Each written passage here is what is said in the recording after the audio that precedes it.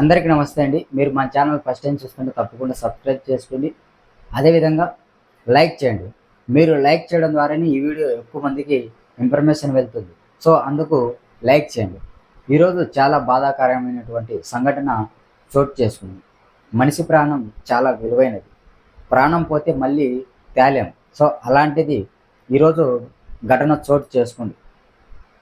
శ్రీకాకుళం జిల్లా కాశీబుగ్గ వెంకటేశ్వర స్వామి ఆలయంలో ఈరోజు కార్తీక మాస ఏకాదశి కావడంతో, అలాగే ఈరోజు శనివారం కావడంతో కాశీబుగ్గ వెంకటేశ్వర స్వామి ఆలయానికి భక్తులు పెద్ద ఎత్తున తరలి వెళ్ళాలంట. సో అయితే స్వామివారిని దర్శనం చేసుకోవడానికి వెళ్ళే మార్గం 3,000 మంది భక్తులు ప్రయాణించేలా ఏర్పాటు చేశారంట.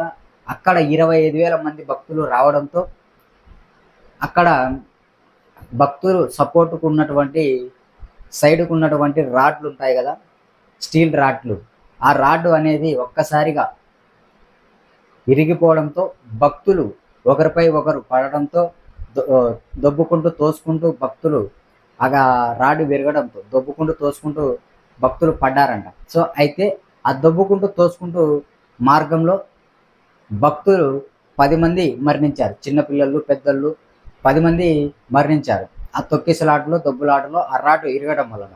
సో అయితే అక్కడ చిన్నపిల్లలు కూడా చనిపోయారు. చిన్నపిల్లల తల్లిదండ్రుల బాధ చూస్తే చాలా బాధగా ఉంది, చాలా ఘోరంగా కూడా ఉంది.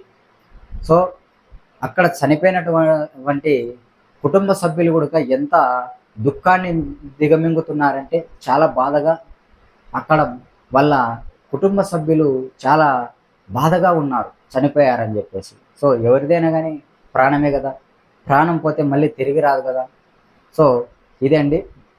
అదేవిధంగా ఆ కాశీబుగ్గ వెంకటేశ్వర స్వామి ఆలయం ప్రైవేటు వాళ్ళు నిర్మించారట.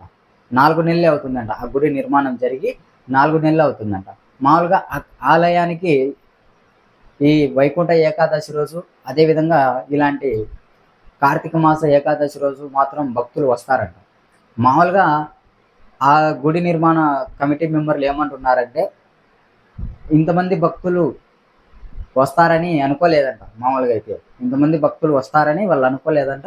మామూలుగా అక్కడ 3,000 మందికి ఏర్పాటు చేస్తే దాదాపుగా 25,000 మంది భక్తులు వచ్చారంట. సో అలా అక్కడ తొక్కిసలాట అయితే జరిగింది. 10 మంది చనిపోయారు, మరికొంతమంది గాయాల పాలయ్యారు. గాయాలైన వారిని వెంటనే స్థానిక హాస్పిటల్లో జాయిన్ చేసి వారికి చికిత్స అయితే ఏర్పాటు చేస్తున్నారు. అక్కడికి ఆ ఘటన స్థలానికి స్థానిక నాయకులు కూడా వెళ్ళారు, ఘటన స్థలాన్ని పరిశీలించారు. మనం ఓవరాల్గా చూసుకుంటే కనుక ఆ ఘటన స్థలానికి సంబంధించి ముఖ్యమంత్రి నారా చంద్రబాబు నాయుడు గారు, నారా లోకేష్ గారు, అదేవిధంగా మాజీ ముఖ్యమంత్రి వైఎస్ జగన్మోహన్ రెడ్డి గారు ఆ ఘటనకు సంబంధించి పోస్టులు అయితే పెట్టారు. ఘటన స్థలానికి ఇటు ప్రభుత్వ అధికారులు, అదేవిధంగా కూటమి అధికారులు, వైఎస్ఆర్ కాంగ్రెస్ పార్టీ స్థానిక వైఎస్ఆర్ కాంగ్రెస్ పార్టీ నాయకులు అందరూ కూడా అక్కడ వెళ్ళడం జరిగింది ఆ ఘటన స్థలానికి. సో ఇది ఈరోజు అక్కడ చాలా బాధాకరమైనటువంటి సంఘటన చోటు చేసుకుంది శ్రీకాకుళం జిల్లాలో.